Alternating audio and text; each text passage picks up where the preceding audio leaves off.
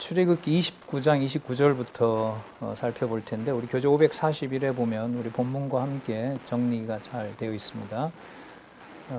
첫 번째가 뭐냐면 제사 규례를 수여했죠. 누구에게? 아론과 제사장들에게. 그다음 두 번째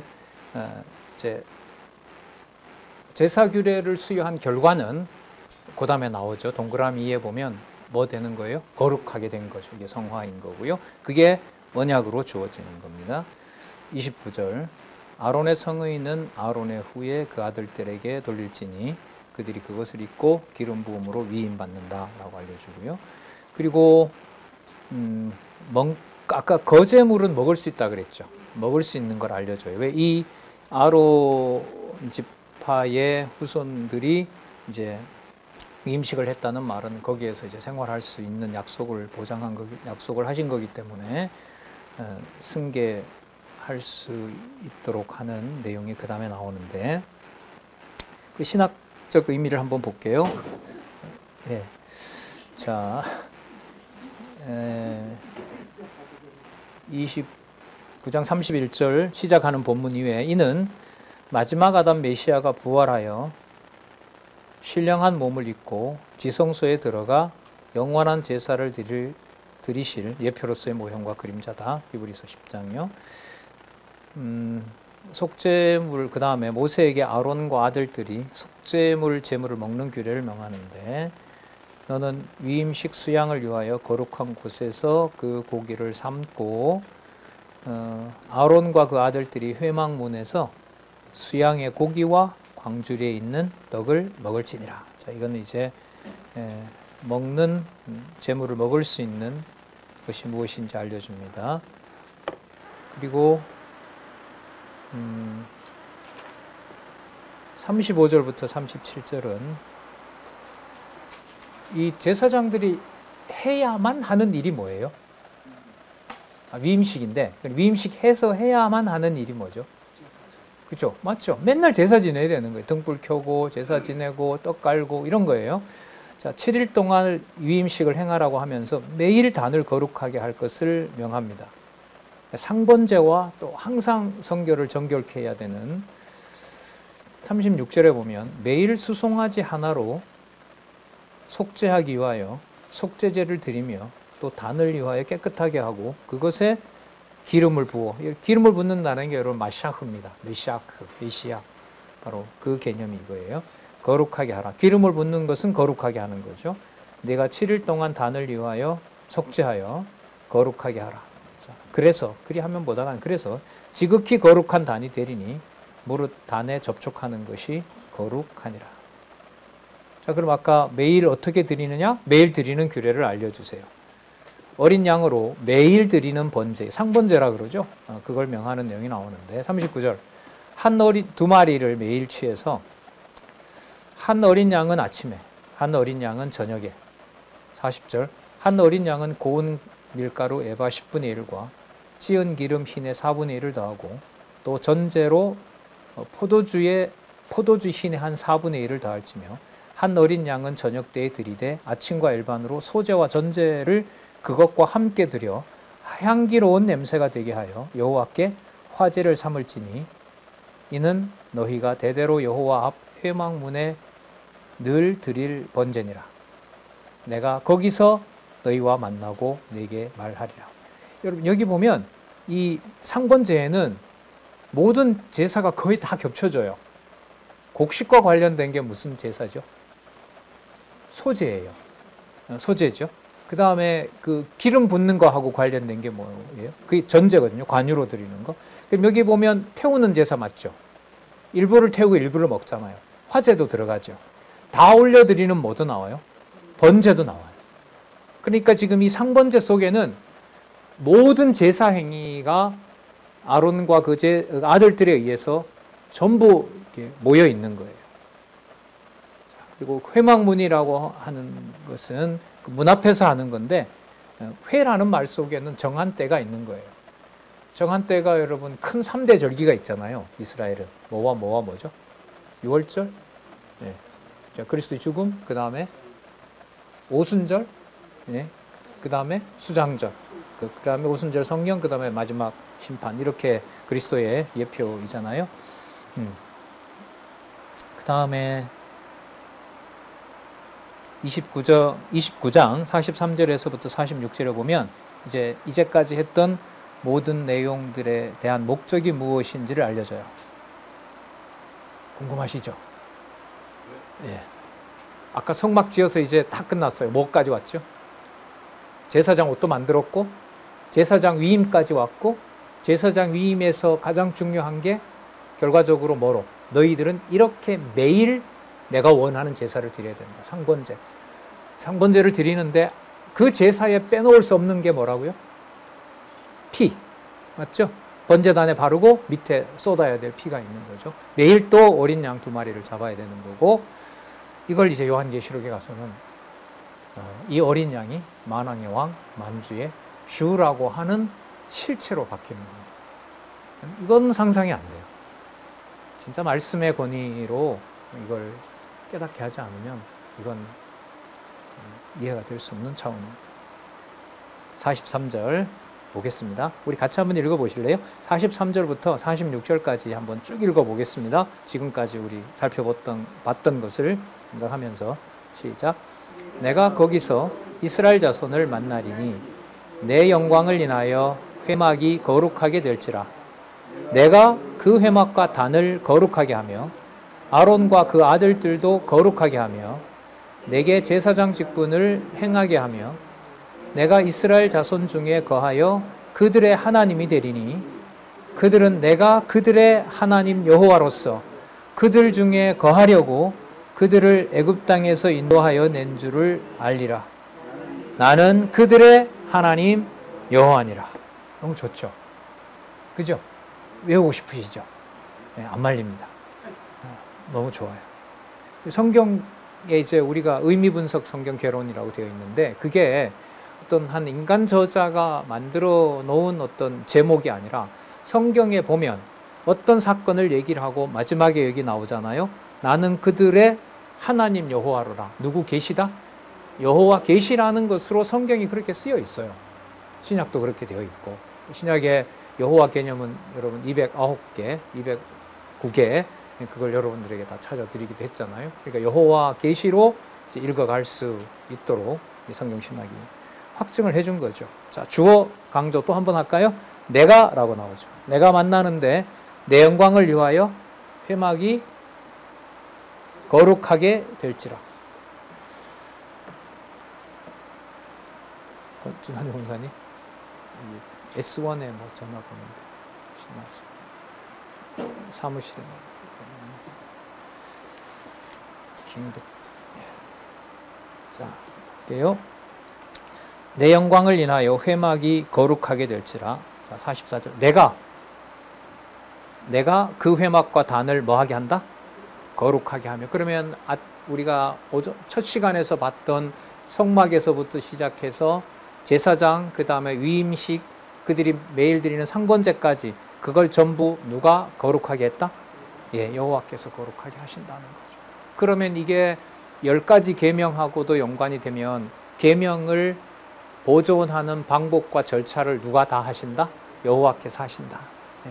그걸 그리스도께서 모든 교회의 하나님의 자녀들을 전부 거룩하게 하는 주가 되신다라는 의미가 되기 때문에, 아까 상번제에서 매일 어린 양이 죽어야 하나님의 거룩함이 언약 자손들에게 확증되기 때문에, 그 거룩한 제사에 쓰인 그 어린 양을 계시록에서는 누구라고 부르는 거예요?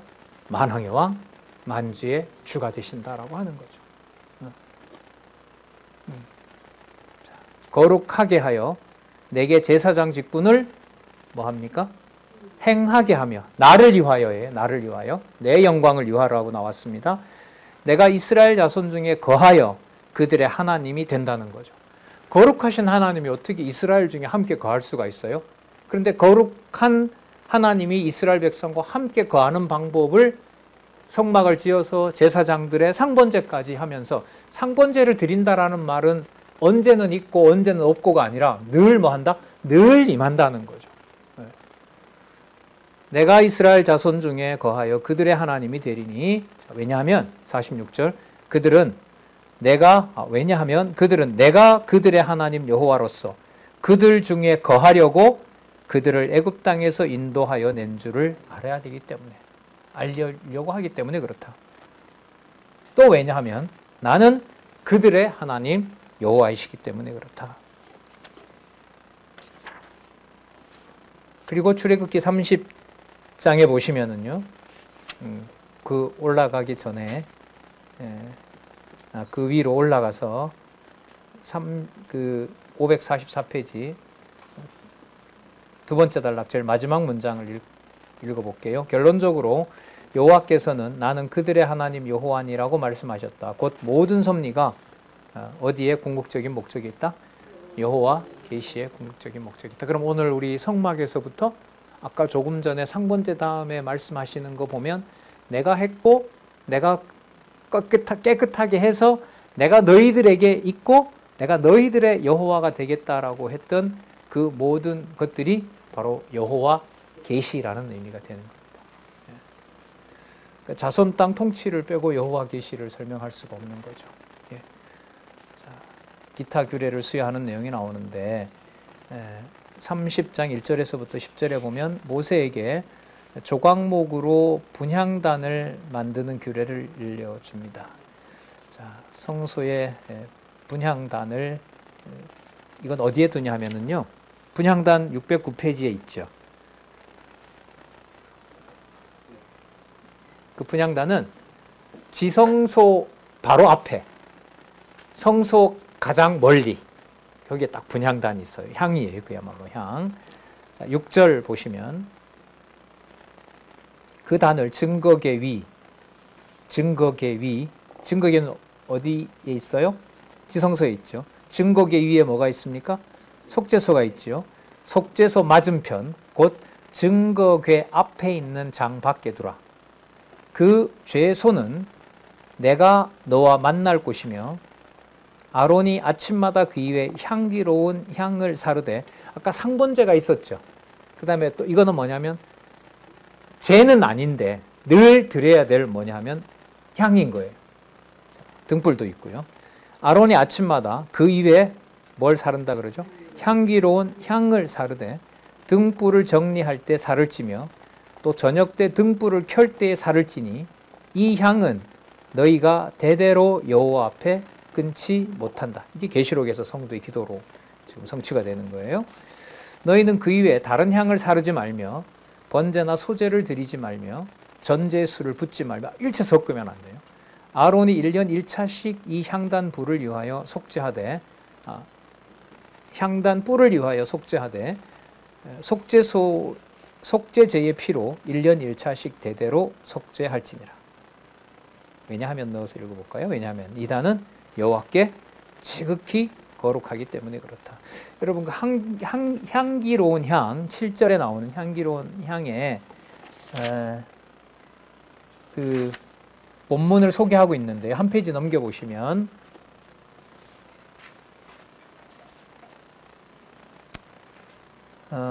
두 번째 줄 끝에 보면 이상과 같은 향단에 대한 규례는 메시아의 중복에 대한 예표로서의 모형과 그림자다. 계시록 8장 3절에서부터 4절, 계시록 5장 8절에 보면 여기는 성도의 기도라고도 합니다. 예. 자, 그 다음 제사장뿐만 아니라 백성들에게도 생명의 속전을 드리라고 얘기를 하는데 30장 11절에 보시면요, 여호와께서 모세에게 일러 가라사대 내가 이스라엘 자손의 수요를 따라 조사할 때에 조사받은 각 사람은 뭘 내야 돼요? 생명의 속전을 내야 돼요. 그 계수할 때에 그들 중에 그렇게 해야 온역이 없어요. 그야말로 이제 온역이 뭐냐 하면 좀 로마로 하면 우리 코로나 같은 거잖아요. 역병인 거잖아요. 예. 이거 나중에 누가 어겨서 온역이 와서 7만 명 죽잖아요.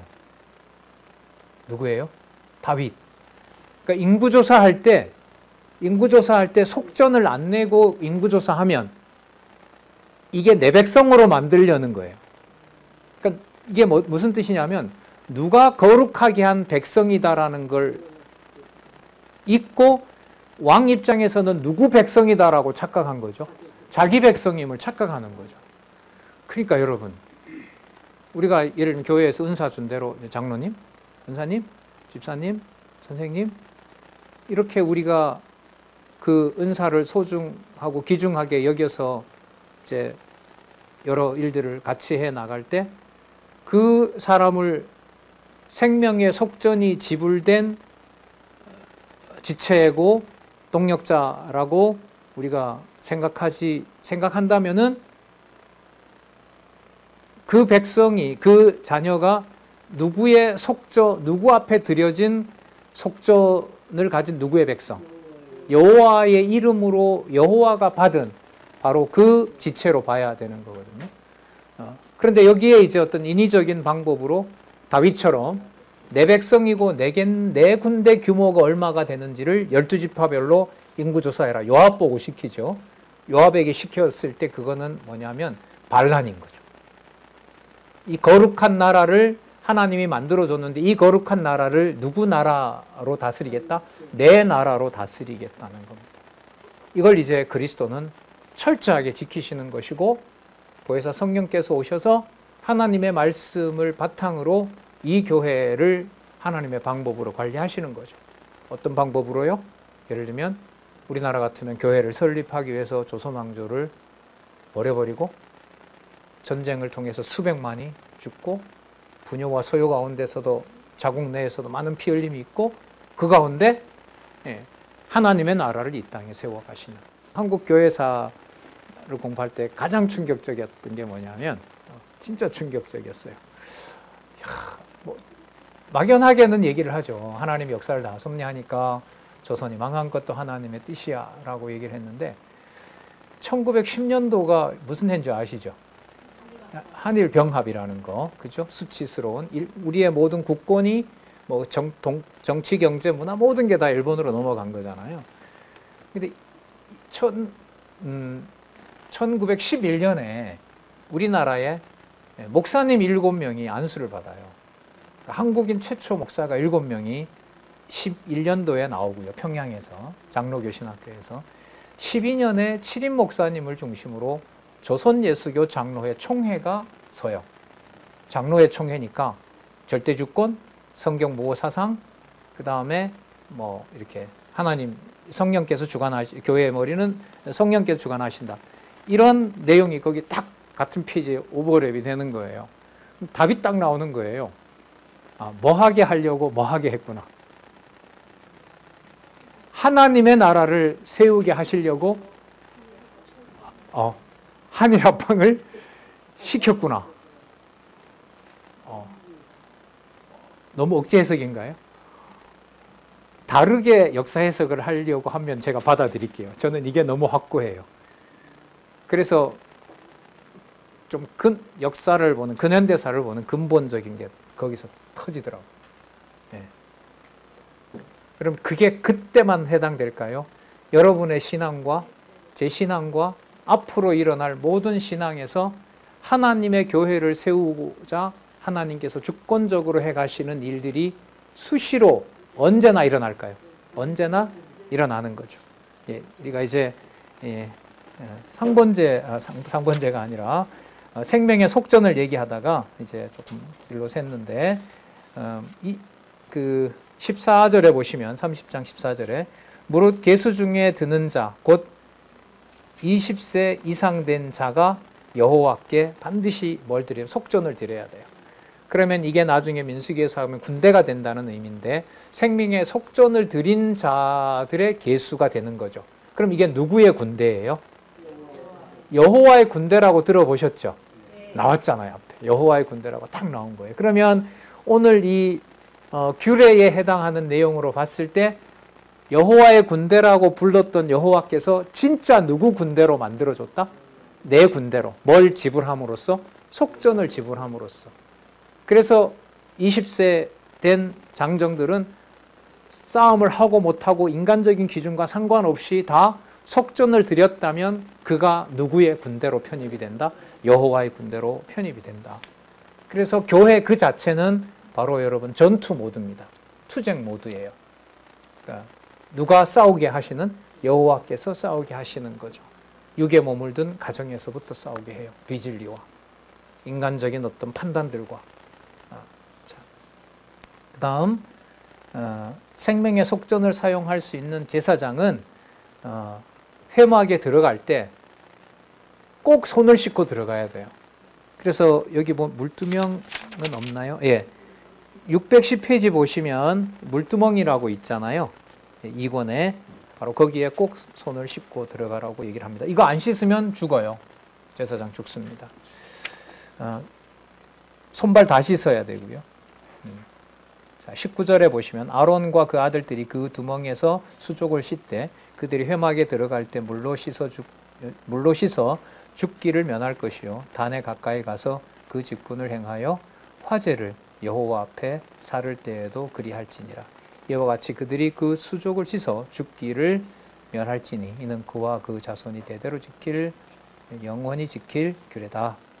그리고 이제까지 만들었던 모든 것들도 거룩하게 한다는 의미에서 거기에 이번엔 피가 아니고요 관유를 다 부으라고 얘기를 해요. 아까 그 올리브로 이렇게 기름을 짠 거 있었죠. 모세에게 관유를 만들어 사용하는 모든 기구와 제사장과 지성물에 전부 이제 바르라고 얘기를 합니다. 25절에 보시면 좀 읽어볼게요. 23절에 보면 상등 향품, 최고의 향품을 가지고 액체 모략 500세겔, 250세겔, 뭐 250세겔, 500세겔 이렇게 균등하게 해서 25절에 보면 그것으로 거룩한 관유를 만드는 거예요. 아주 향이 진한 향을 만드는 거죠. 자, 26절부터 볼게요. 너는 그것으로 회막과 증거궤에 바르고, 이거 안쪽에서부터 발라오네요. 자, 아까 그 피워놓은 것도 있지만 바르는 것도 있어요. 상과 그 모든 기구며 등대와 그 기구며 분향단과 및 번제단과 그 모든 기구와 물두멍과 그 받침까지 다 발라야 돼요. 왜냐하면 그것들을 무엇으로 구별하라? 지성물로 구별하라. 무릇 이것에 접촉하는 것이 거룩하다는 거죠. 너는 아론과 그 아들들에게 기름 발라서 그들로 거룩하게 하라고 얘기를 하고요. 자, 32절에 경계하는 내용이 나와요. 야, 저거 향 너무 좋다. 내 몸에 바르자. 그러고 바르면 될 거야, 안 될 거야? 예? 야, 저거 집에 가서 한번 만들어 보자. 이러면 안 돼요. 죽어요. 자, 32절. 사람의 몸에 붓지 말며 이 방법대로 이와 같은 것을 만들지 말라. 이는 뭐하니? 거룩하니 너희는 거룩히 여겨라. 무릇 이와 같은 것을 만드는 자나 무릇 이것을 타인에게 붓는 자는 그 백성 중에서 끊쳐지리라. 예. 여러분 관유 이러면은 여러분 메시아예요. 그냥 기름 붓는 행위를 말하는 거예요.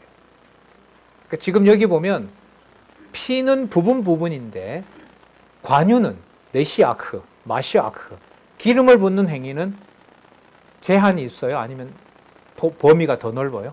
범위가 더 넓어요. 더 넓어요.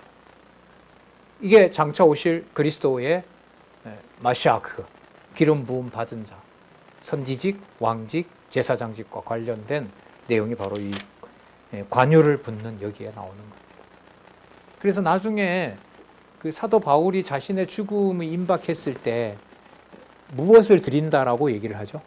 관제라고 들어보셨죠? 관제를 붓는다. 그게 결국 자신의 죽음이거든요.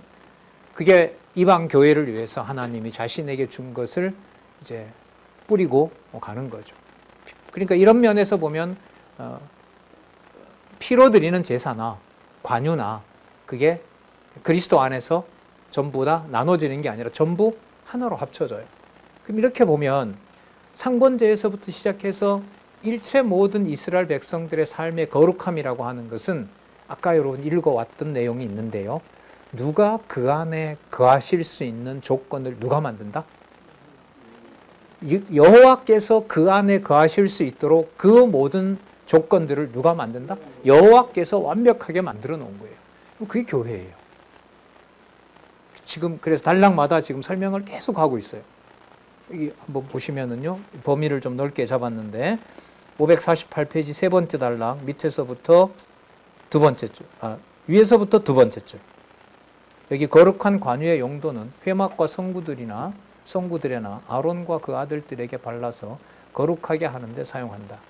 이는 기름 부음 받은 메시아가, 자 볼까요? 거룩한 성전 되시고, 그럼 아까 제사장 되시고 거룩한 성전 되시고, 자 여기 또 나오네요. 거룩한 제사장 되실 것에 대한 예표로서의 모형과 그림자다. 예수 사역의 우월성 7장, 8장, 9장 아주 중요한 내용들이 히브리서에 우리 살펴보고 있죠. 살펴봤고요. 자, 그 다음에 마지막 소금으로 성결케 하는 내용을 알려주는데, 아까 그 향품 있잖아요. 향에다가 소금을 섞어요.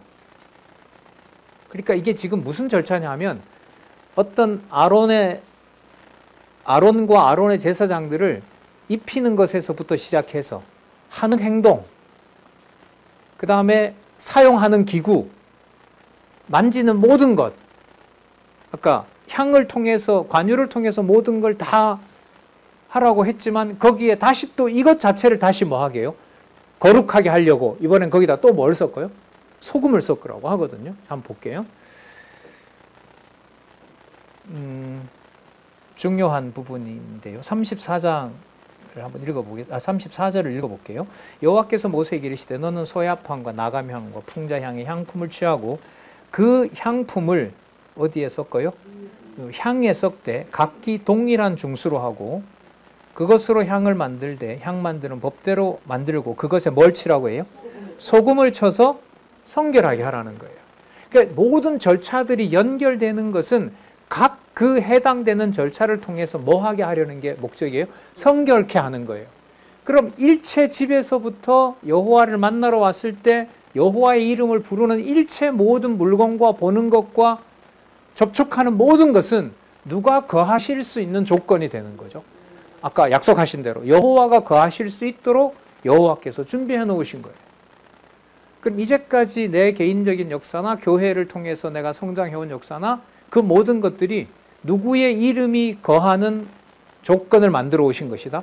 여호와의 이름이 거하는 조건이 되는 거죠. 여호와의 이름으로 우리를 부른 사건이 바로 앞으로 역사이고 지금까지 역사였다고 정리를 할 수가 있습니다. 37절에 보면은요. 36절부터 볼게요. 그 향 얼마를 또 곱게 찧어 내가 너와 만날 회막한 증거 궤 앞에 두라. 아까 이건 이미 만들어 놨던 거죠. 이 향은 너에게 지극히 거룩하니라. 내가 만들 향은 여호와를 위하여 거룩한 것이니 그 방법대로 너희를 위하여 만들지 말라. 물을 맡으려고 이 같은 것을 만드는 자는 그 백성 중에서 끊쳐지리라. 자, 이렇게 해서 율법 수여를 완료한 내용이 31장에 나오는데요. 31장에 보시면 먼저 규례에 따라, 자, 지금까지 말씀을 해주신 걸로 보면 누가 만들어 주셔야 가능하죠, 이거? 여호와께서 만들어 주셔야 돼, 이걸. 모세가 나서서 제가 한번 만들어 볼게요. 그렇게는 할 수가 없어요. 하라고 해도 못해요. 자, 볼게요. 1절, 31장 1절. 여호와께서 모세에게 일러 가라사대 내가 유다 지파 훌의 손자요 우리의 아들인 부살레를 지명하여 부르고 하나님의 신을 그에게 충만하게 하여 지혜와 총명과 지식과 여러 가지 재주로 공교한 일을 연구하여 금과 은과 노스로 만들게 하고 보석을 깎아 물리고 나무를 새겨서 여러 가지 일을 하게 하고 여호와께서 하게 하고, 자, 그 다음에 6절에 보면 오홀리압을 세워서 지혜로운 마음을 줘서 그로 다시 짓게 하고, 자, 11절로 가겠습니다. 이 내용들이 지혜까지 했던 모든 목록들이 나와요. 11절 관유와 성소의 향기로운 향이라 물은 내가 내게 명한 대로 그들이 만들지니라. 하지만 하지 말아야 되는 날이 있어요. 여세 동안 아무리 열심히 해도 안식일에는 그거 하면 안 돼요. 왜? 누구 뜻을 이루는 거니까. 여호와의 뜻을 이루는 거니까. 그래서 엿새 동안 하시고 여호와께서 안식하셨다라고 했고 거룩하게 했다고 했으니까 이 모든 일의 절차가 누가 한 만큼, 누구 뜻을 이루는 것이다. 여호와 하나님의 뜻을 이루는 거기 때문에 어제까지 그 마지막 향 하나만 제조하면 됐는데 그거 오늘 좀 할까? 이거 다 여호와 했는 일인데 그게 아니라는 거죠. 그건 그러니까 누가 하고 싶은 욕심을 이루려고 하는 거죠. 자기가.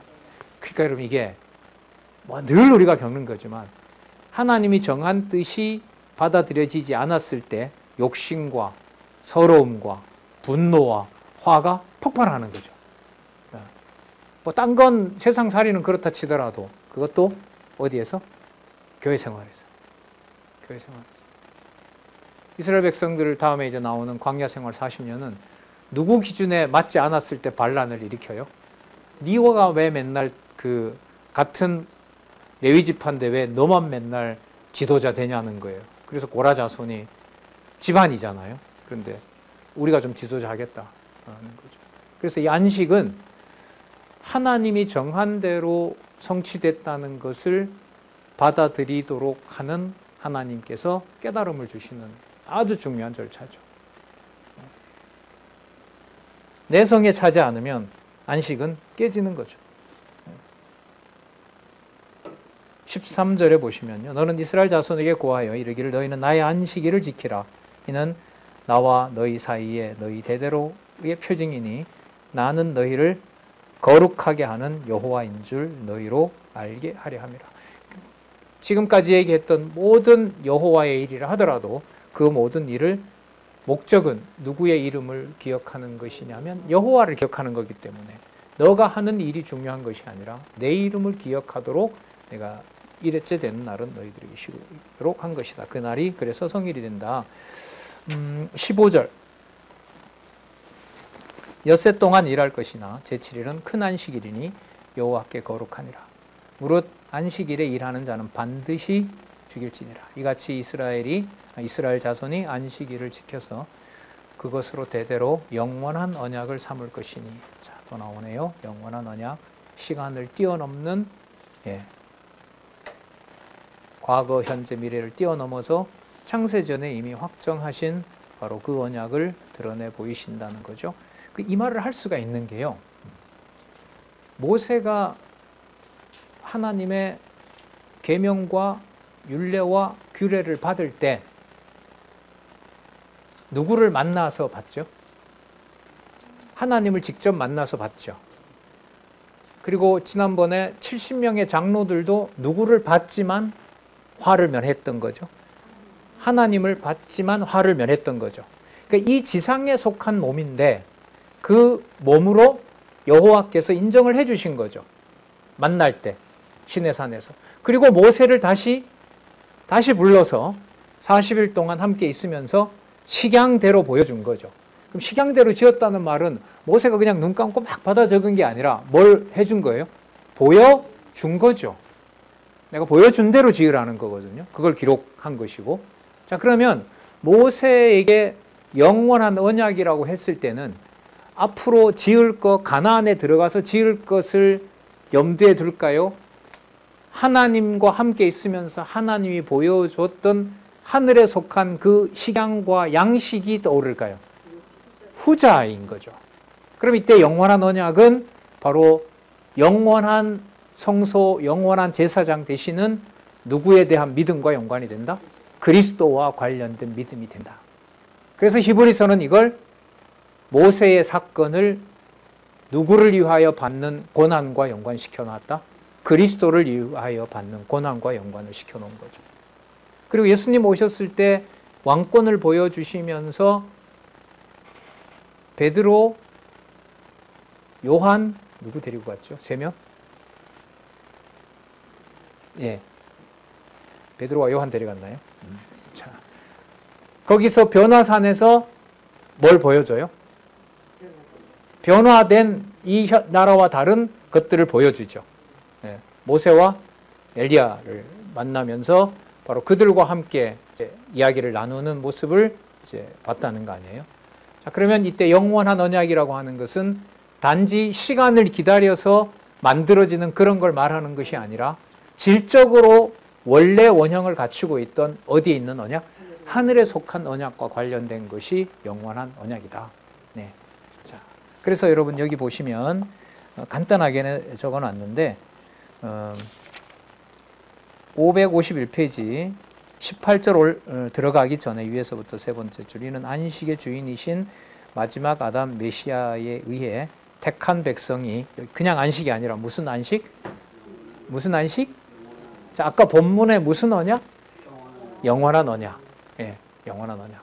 그럼 여기서 말하는 영원한 안식은 7번째 안식일 날에 쉬는 거 말하는 게 아니죠.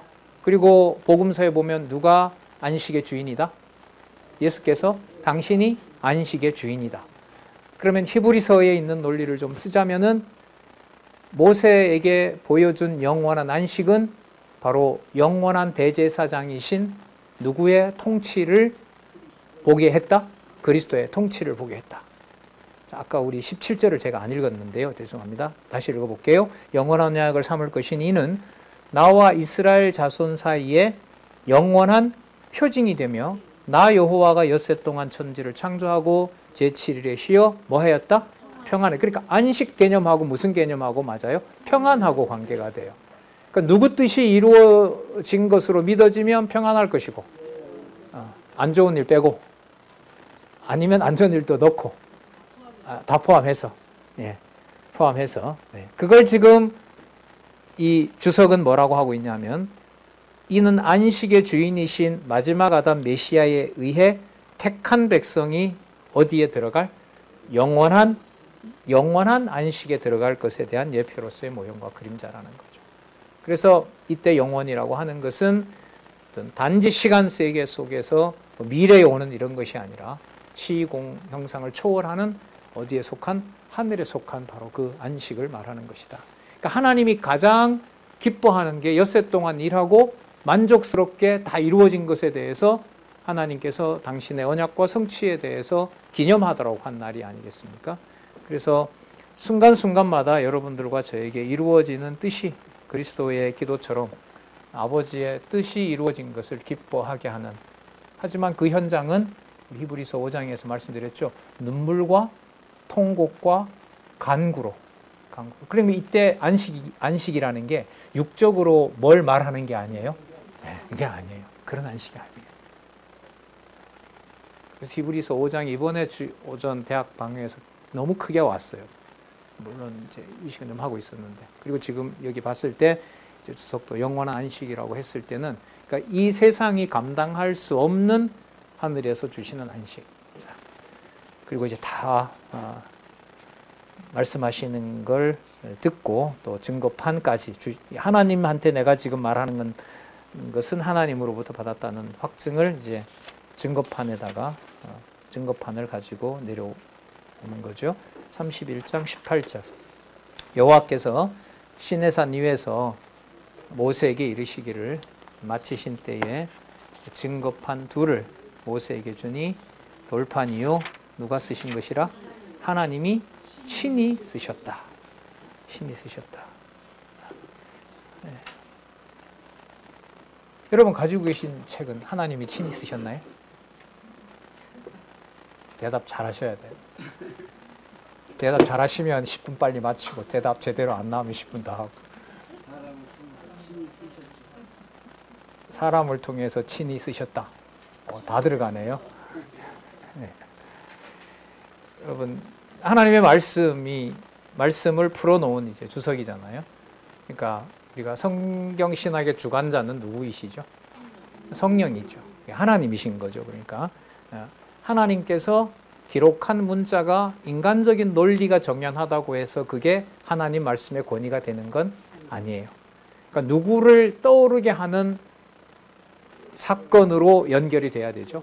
왜? 아까 우리가 살펴본 본문이 누가 해왔고 누구 이름을 담으려고 하고 누구 이름이 거하려고 하는 거니까, 여호와의 이름이 거하려고 하는 거기 때문에.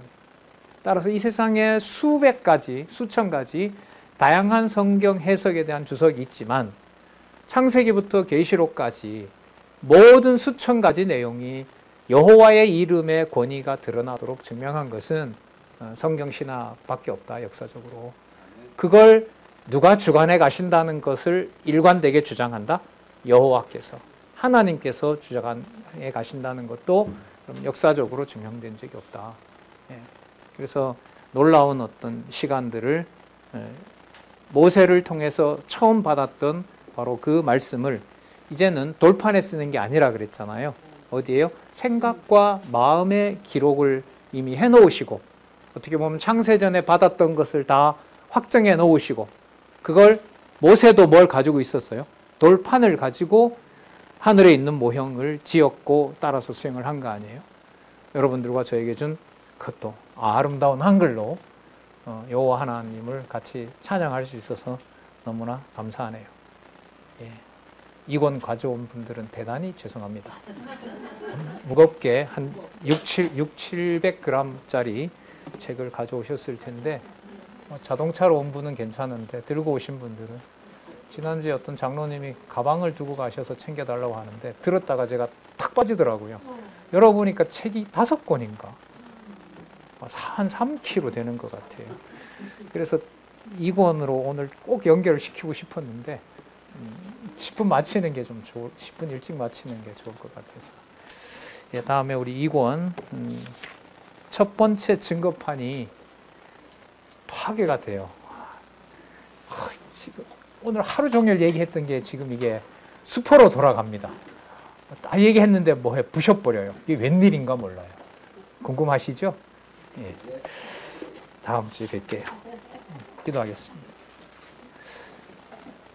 하나님 아버지 감사합니다. 들을 수도 없고 깨달을 수도 없는 놀라운 하나님의 말씀을 말하게 해주시고 같은 마음으로 읽게 해주시고 살아서 창세 전부터 계시고 모든 것을 정하신 뜻대로 이루시는 여호와임을 같이 고백하고 또한 같이 경외하는 시간을 주셔서 감사드립니다. 귀한 우리 동역자들 또 지체들 각자에게 주신 일 속에서 여호와를 깨닫게 하시고 우리 기준으로 연합되지는 않지만 하나님께서 연합해 가시는 놀라운 사역에 큰 지혜를 얻을 수 있도록 우리에게 쉼 없는 상번제가 드려진 것처럼 진리의 말씀으로 우리를 이끌어 주시옵소서. 예수님의 이름으로 기도드렸습니다. 아멘.